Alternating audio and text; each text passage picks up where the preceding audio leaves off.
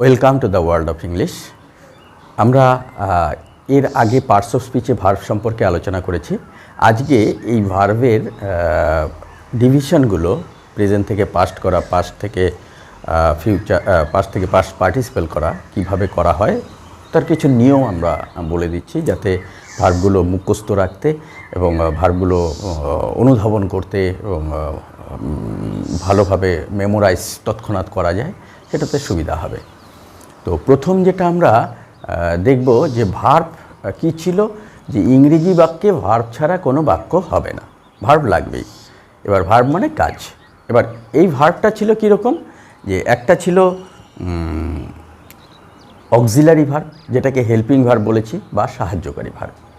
আরেকটা ছিল মেইন বা প্রিন্সিপাল ভার্ব, যেটাকে ফিনিট ভার্ব বলা হতো। সমাপিকা ক্রিয়া, কাজটা সম্পাদন করে নিজে একা একাই। তো এবার হচ্ছে ব্যাপারটা হচ্ছে প্রিন্সিপাল ভার্ব বা ফিনিট ভার্বকে সাহায্য করে কে? Auxiliary verb. সেই অক্সিলারি ভার্বগুলো আমরা টেন্সের সূত্র অনুযায়ী এবিসি করে দেখিয়েছিলাম। প্রেজেন্ট, পাস্ট, ফিউচারে 4টা ভাগে কোথায় কোথায় অক্সিলারি ভার্ব থাকে, কোথায় কোথায় অক্সিলারি ভার্ব থাকে না, সেটাও দেখিয়েছিলাম। তো আজকে আমরা বলছি যে এই মেইন প্রিন্সিপাল ভার্ব, যাকে ফিনিট ভার্ব বলে, এই দুটো ভার্ব হয় ফিনিট ভার্ব। একটা হচ্ছে ট্রানজিটিভ, একটা হচ্ছে ইনট্রানজিটিভ। ট্রানজিটিভ ভার্ব মানে তার কাজটা অবজেক্ট পর্যন্ত যাবে, অবজেক্ট থাকবে। অবজেক্ট মানে কাজটা তার পেছনে একটা কিছুর ওপর প্রভাব বিস্তার করবে। যেমন হি প্লেইস ক্রিকেট, সে খেলছে। এই খেলাটা একটা কিছুর উপর প্রভাবিত আছে, একটা কিছুর উপর আরোপিত আছে। কিসের? ক্রিকেটের উপর। এই যে পেছনে, অন্যভাবে আমরা বলেছিলাম সেই আগের ভিডিওতে যে ভার্বকে কী বা কাকে দিয়ে প্রশ্ন করলে যেটা উত্তর আসে সেটাই অবজেক্ট। তো এই যে সময় দেখব আমরা কী বা কাকে দিয়ে প্রশ্ন করলে উত্তর আছে, সেটা আমরা অবজেক্ট ধরে নেব আছে। আর যখন দেখব না, উত্তর নেই, যেমন দ্য বয় ওয়াকস, বালকটি হাঁটছে। এবার বালকটি কি হাঁটছে? উত্তর নেই। বালকটি কে হাঁটছে? উত্তর নেই। যেহেতু উত্তর নেই, তার মানে এটা ইনট্রানজিটিভ ভার্ব। ইনট্রানজিটিভ মানে হচ্ছে অবজেক্ট নেই, ট্রানজিটিভ মানে অবজেক্ট আছে। কথাটা আবার বলছি, ট্রানজিটিভ মানে অবজেক্ট আছে, ইনট্রানজিটিভ মানে অবজেক্ট নেই। এক্ষেত্রে মনে রাখবে ভয়েস চেঞ্জ করার সময় কিন্তু ইনট্রানজিটিভ ভার্বের ব্যবহার হবে না, ট্রানজিটিভ ভার্বেরই ব্যবহার হবে। যার অবজেক্ট আছে তারই ভয়েস চেঞ্জ হবে। তো এবার এই যে এই ট্রানজিটিভ ইনট্রানজিটিভ ভার্ব, এটাই কি শেষ? না, এর মধ্যেও আবার ভার্ব আছে, ভাগ আছে। কীরকম ভাগ? এর মধ্যে আবার বলছে উইক ভার্ব এবং স্ট্রং ভার্ব। উইক এবং স্ট্রং, আজকে এটা নিয়েই আলোচনা করব, উইক এবং স্ট্রং, এবং তারা কিভাবে গঠিত হয়। দেখো, এখানে বলা হচ্ছে স্ট্রং আর এটা বলা হচ্ছে উইক। কথাটা দেখেই বোঝা যাচ্ছে যে উইক বলতে দুর্বল আর স্ট্রং বলতে শক্তিশালী। স্ট্রং শক্তিশালী মানে শক্তিশালী মেমোরি দরকার। যে ভার্বগুলো মনে রাখতে শক্তিশালী মেমোরি দরকার সেটা স্ট্রং, আর যেটাকে অল্প মেমোরি দরকার সেটাকে উইক বলছে। মানে বেশি মনোযোগ, এটাতে দেখবে স্ট্রং ভার্বে বেশি মনোযোগ দিতে হয়। কেন? এটার ভেতরে যখন প্রেজেন্ট থেকে পাস্ট করবে, পাস্ট থেকে পাস্ট পার্টিসিপল করবে, ভেতরে ভাওয়েলগুলো পরিবর্তন হয়। আর এটাকে উইক মানে পেছনে শুধু ইডি, ডি, টি এইসব বসালেই হয়ে যায়। তার মানে এটার একটা শিখলেই বাকিগুলো মুখস্থ হয়ে যায়, বাকিগুলো মনে থাকে। কিন্তু এটার একটা শিখলে মনে থাকে না, এটার 3টেই শিখতে হয়। যার জন্য এটাতে বেশি বুদ্ধি লাগে বলে এটার নাম স্ট্রং, আর এটাকে বলছে উইক। আরেকভাবে এই দুটো ভার্বকে ডাকে, একটাকে বলছে রেগুলার ভার্ব, একটাকে বলছে ইররেগুলার ভার্ব। রেগুলার ভার্ব আবার এই উইককে বলে। কেন? ওর একটা রেগুলার নিয়ম আছে। কীরকম? হয় ইডি বসে, না হলে ডি বসে, যার জন্য রেগুলার। আর ইররেগুলার মানে এর কোনো নিয়ম নেই, এর ভার্ব পরিবর্তন হয়ে যায়। যেমন গিভ, গেভ, গিভেন। তো এখানে গিভের সাথে কোনো তো নিয়ম হলো না, গিভের পরে আই কেটে হয়ে গেল, আবার পরে ইএন বসে দিল, গিভেন। তার মানে এই যে গিভ, গেভ, গিভেন, গো, ওয়েন্ট, গন, এই যে এগুলোর কোনো নিয়ম নেই। তার জন্য স্ট্রং ভার্বগুলোকে তিনটেই মনে রাখতে হয়, স্ট্রং ভার্ব এবং ইররেগুলার ভার্ব। ইররেগুলার মানে নিয়ম নেই, আর এটাকেই বলছে স্ট্রং ভার্ব। তিনটে জিনিস, একটা ভার্বের তিনটে নাম মনে রাখবে, strong verb, irregular verb. Strong verb, irregular verb, আবার এটাকেই বলছে ট্রানজিটিভ ভার্বও হতে পারে, ইনট্রানজিটিভ ভার্বও হতে পারে। ঠিক আছে, এটাকে আবার উইক ভার্ব বলছে, রেগুলার ভার্ব বলছে। কেন রেগুলার? ইডি ডি যুক্ত হচ্ছে। আবার এটাকেই বলছে ট্রানজিটিভ ইনট্রানজিটিভ ভার্ব হতে পারে এটা। ঠিক আছে, এর মধ্যেই পড়তে পারে। এইবার আমাদের আলোচ্য বিষয় হচ্ছে এই যে এখান থেকে উইক ভার্ব বলো স্ট্রং ভার্ব বলো, এগুলো পরিবর্তন কিভাবে হয়। স্ট্রং ভার্ব তো দেখিয়ে দিলাম, ভাওয়েলের পরিবর্তন হবে, এগুলো মনে রাখতে হবে ভাওয়েলগুলো, গিভ গেভ গিভেন এইভাবে। তো উইক ভার্বগুলো মনে রাখার সহজ উপায় কি? এই উইক বা রেগুলার ভার্ব, রেগুলার নিয়ম আছে। প্রথম নিয়মটা হচ্ছে যে ডি যুক্ত হয় ভার্বগুলোর শেষে, যেমন agree agreed agreed, like liked liked, D যুক্ত হচ্ছে শুধু। এই ক্ষেত্রে মনে রাখবে পেছনে যদি ই থাকে তাহলে শুধু ডি যুক্ত হয়, লাইকের পেছনে ই ছিল ডি যুক্ত হয়। কিন্তু যদি দেখা যায় যে না ই নেই তখন ই ডি যুক্ত হবে, যেমন অ্যাড অ্যাডেড অ্যাডেড হয়ে গেল। তো এইভাবে ডি যুক্ত হচ্ছে ই থাকলে, আর ই না থাকলে ইডি যুক্ত হবে। ঠিক আছে, এটা গেল সহজ নিয়ম দুটো। এটার মধ্যে অনেক ভার্ব চলে আসবে এই দুটোর মধ্যে। তারপরে আসছে এটা যখন দেখবে কনসোনেন্ট লাস্টে একটা আছে, ঠিক আছে, ভাওয়েলের পরে একটা কনসোনেন্ট আছে, তখন যখন ইডি করবে তখন আরেকটা কনসোনেন্ট দিয়ে করবে, তার মানে ডাবল দিয়ে করবে। তারপর ইডি বসাবে কিন্তু ডাবল আরেকটা কনসোনেন্ট দিয়ে করতে হবে, যেমন বেক বেকড বেকড, প্যাট প্যাটেট প্যাটেট। ঠিক আছে, এইভাবে করে করতে হবে। তারপরে আসছি 4 নাম্বারটা, বাড়ি। আসছে বাড়ি, এটা কি পেছনে যদি ওয়াই থাকে সেই ওয়াইটা আই হয়ে গিয়ে ইডি, এখানে কিন্তু ইডি, ডিটার চ্যাপ্টার শেষ এটা। এখন যেগুলো আসছে খালি ইডিগুলো, তিনটেই কিন্তু ইডি।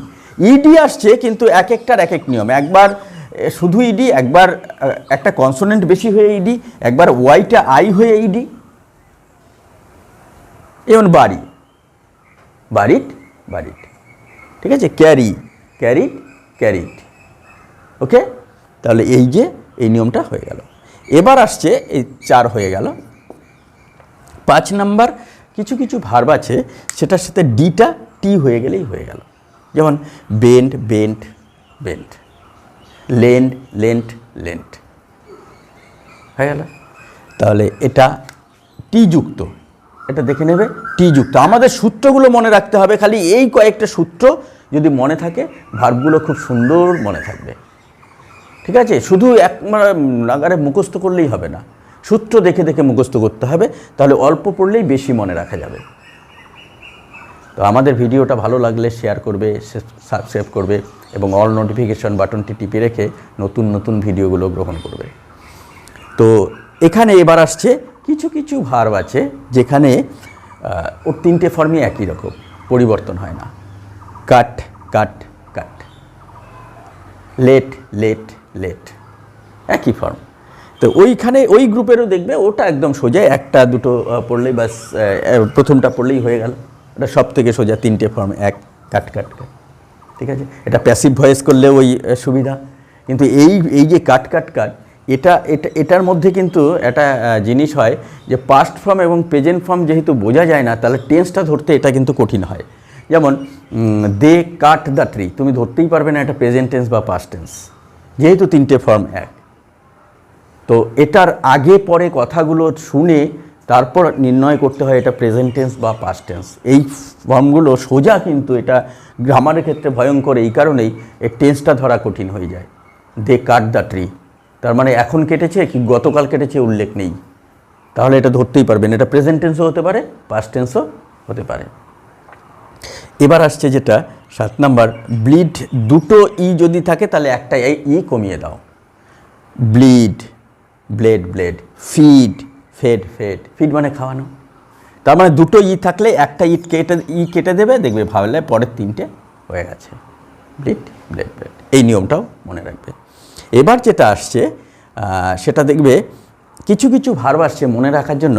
তুমি পেছনের দেখবে এই ভার্বটা পড়েছো, এই ভার্বটা পড়েছো, এটা পড়েছো, ঠিক আছে? এটা কোথায় পড়েছো? স্ট্রং ভার্বে পড়েছো। তার আগে যে শব্দটা আছে সেটা রেখে দাও, বা স্ট্রং ভার্ব কমপ্লিট হয়ে গেল। ভার্বে 3টে ফর্ম, যেমন গিভ ভার্ব পড়েছো তুমি, আগে স্ট্রং ভার্বে তুমি গিভ পড়বে, এবার ফরগিভের গিভের যা ছিল তাই হবে, গিভ, গেভ, গিভেন হবে, তাহলে ফরগিভ, ফরগেভ, ফরগিভেন, ওই একই। এখানেও দেখো বিফল, ফল ভার্ব পড়েছে, ফল, ফেল, ফলেন, তাহলে এখানে বিফলের কি হয়ে যাবে? বিফল, বিফেল, বিফলেন হয়ে গেল। এখানে দেখবে শেক, সুক, শেকেন পড়েছো, তাহলে কি হয়ে যাবে এবার? ফর শেক, ফর শুক, ফর শেকেন। তার মানে এইগুলো স্ট্রং ভার্ব। কিছু কিছু ক্ষেত্রে দেখবে স্ট্রং ভার্বের আগে আবার কিছু সাফিক্স, প্রিফিক্স দেওয়া আছে। এই প্রিফিক্স দিয়ে যখন আরেকটা ভার্ব তৈরি হয়েছে, তখন পেছনের যে স্ট্রং ভার্বটা আছে সেটা পরিবর্তন করলেই হয়ে যাবে, সামনে যা আছে তাই রেখে দাও। এটাও একটা মনে রাখার সুন্দর নিয়ম হয়ে গেল। এবার আসছি, কিছু কিছু ভার্ব আছে দেখবে একই ভার্ব কোথাও, যেমন বিড, বিড, বিড 3টেই হয়, আবার বিড, বেড, বিডেন এটাও হয়। যে সময় 3টে মানে অকশন অর্থে বোঝাবে তখন হচ্ছে বিট, বিট, বিট, কিন্তু যে সময় আলাদা অর্থ বসাবে তখন বিড, বেড, বিডেন। এবার বার্নড, বার্নড মানে পোড়ানো। এবার বার্নের কিন্তু ইডিও দিতে পারো, আবার টিও দিতে পারো। বার্ন, বার্নড, বার্নড, ঠিক আছে? আবার হয় বার্ন, বার্নড, বার্নড, উচ্চারণটা মনে রাখবে। বার্ন, বার্নড, বার্নড, টি। আবার হচ্ছে বার্ন, বার্নড, বার্নড, এবার ডি, ঠিক আছে? তো এই যে বার্নটের যদি টি দাও তাহলে স্বাভাবিকভাবে পোড়ানো। এই বাড়িতে এই যে পোড়াচ্ছে, এটা পোড়াচ্ছে, ওটা পোড়াচ্ছে, ঠিক আছে? বেগুন পোড়া খাও তো, ওই বেগুন পোড়া, পোড়ানো, বার্ন। কিন্তু এই বার্ন ইডি কখন হবে জানো তো? যখন এটা ডিসঅ্যাপিয়ার্ড হয়ে যাবে, তার মানে অদৃশ্য হয়ে যাবে, এটা আর নেই, পোড়ানোর পরে আর নেই, তখন এটা। যেমন দে বার্নড দ্য ডকুমেন্টস, সমস্ত কাগজপত্র পুড়িয়ে ফেলেছে, তার মানে এটা ডিসঅ্যাপিয়ার্ড হয়ে গেছে কাগজপত্রটা, তখন কিন্তু এই ইডিটা হবে। এটা মনে রাখবে। কিছু কিছু ওটা তোমরা পরবর্তীতে যখন এক্সপার্ট হয়ে যাবে আরও ব্যবহারগুলো শিখতে পারবে। যেমন বর্ন, BORNও হয়, BORNEও হয়। এবার এখানে এই যে বর্নটা সবসময় প্যাসিভ ভয়েসে হবে। হি ওয়াজ বর্ন ইন কলকাতা, আমরা শিখেছি হি ওয়াজ বর্ন, কারণ জন্ম দেওয়া হয়, কেউ জন্মগ্রহণ করে না, জন্ম মায়েরা দেয়। তো এইবার যেহেতু জন্ম, আবার মারা যায় কিন্তু নিজে নিজেই, যার জন্য মারা যাওয়াটা অ্যাক্টিভ ফর্মে নিজে। তো এবার বলতে পারো মারাও তো যেতে পারে, বয়স হয়ে গেছে মারা যাবে না, বয়স হয়ে গেছে বলে নিঃশ্বাস নিতে পারছে না তাই মারা গেছে, ঠিক আছে? না, কারণ আছে, ও নিজেই মারা যাচ্ছে, নিঃশ্বাস নিতে পারছে না, কিন্তু যখন জন্ম দেওয়া হয় সে নিজে জন্ম না, মা দিচ্ছে, যার জন্য এটাকে সবসময় প্যাসিভ ভয়েসে বর্নটা হয়। He was born, they were born, okay? কিন্তু এইখানে যখন হবে তখন মাদার বর্ন দ্য বেবি, এইবার জন্ম দেওয়া অর্থে ব্যবহার হবে, এটা অ্যাক্টিভ অর্থে। তার মানে এই বর্ন ভার্বটা যখন ব্যবহার হবে পাস্ট ফর্মে, বার্থ, বর্ন, বর্ন, যখন এটা হবে তখন প্যাসিভ ভয়েস, আর এটা যখন হবে বর্ন, বার্থ, বর্ন, বর্ন, তখন অ্যাক্টিভ ভয়েস, এটা মাদার জন্ম দেয়। এটা ট্রানজিটিভ ভার্ব, এটা ইনট্রানজিটিভ ভার্ব, এটাই মনে রাখবে। তফাৎটা কীরকম? যেমন mother, he was born in Kolkata, in Kolkata, এটা গেল একটা। আরেকটা আসছে mother born the baby,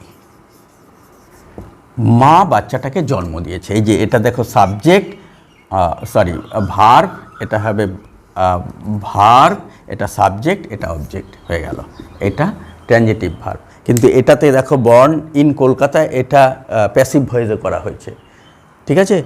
he was born in Kolkata by his mother, ব্যাস, এটা মনে রাখবে। তো আমাদের এই ভিডিওটা ভালো লাগলে শেয়ার করবে, সাবস্ক্রাইব করবে, এবং কোথাও ভার্ব পড়তে গিয়ে যদি কোথাও নতুন কিছু জানতে ইচ্ছে হয় তো আমাদের কমেন্ট বক্সে কমেন্ট করলে আমরা উত্তর দিয়ে দেবো। সবাই ভালো থাকবে, সুস্থ থাকবে।